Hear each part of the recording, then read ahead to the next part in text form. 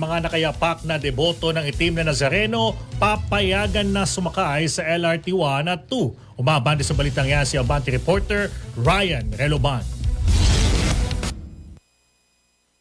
Gigo, hindi pa rin magbabago ngayong taon ng ipatutupad na patakaran para sa mga deboto ng Poong Jesus Nazareno na sasakay sa mga tren ng LRT 1 at LRT Line 2 bukas, January 9, 2026. Kung saan papayagan muli ang mga debotong nakayapak o walang sapin sa paa na makasakay sa nasabing tren. Sa abiso ng Light Rail Manila Corporation or LRMC para sa LRT 1, ang Carriedo Station ang malapit sa Quiapo Church kung saan oras-oras ang misa, habang ang United Nation or UN Station ang malapit sa Quirino Grandstand kung saan gaganapin ang unang misa bago magsimula ang prosesyon bukas ng umaga. Sa pahayag naman ng Light Trail Transit Authority o LRTA para sa LRT2, ang Recto, Legarda at Pureza stations ang malapit sa simbahan ng Quiapo.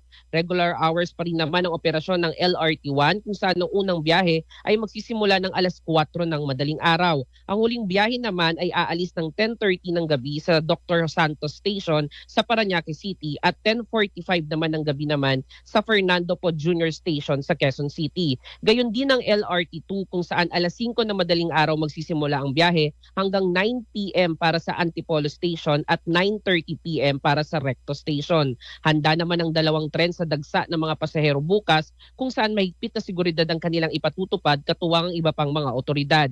Pakiusap naman nila sa publiko na dobling ingat dahil sasamantalahin ng mga kawatan ang dami o siksikan ng mga pasahero sa labas at loob ng tren. Samantala, suspendido muna ang pag-i-issue ng concessionary beep card sa ilang piling stasyon sa LRT1 at LRT2 bukas. Carriedo, Doroteo Jose, United Nation at Central sa LRT1, habang sa LRT2 naman ay sa Recto, Legarda at Pureza.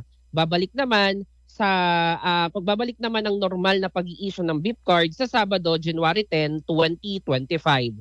Ako, si Ryan Reloban, Abante.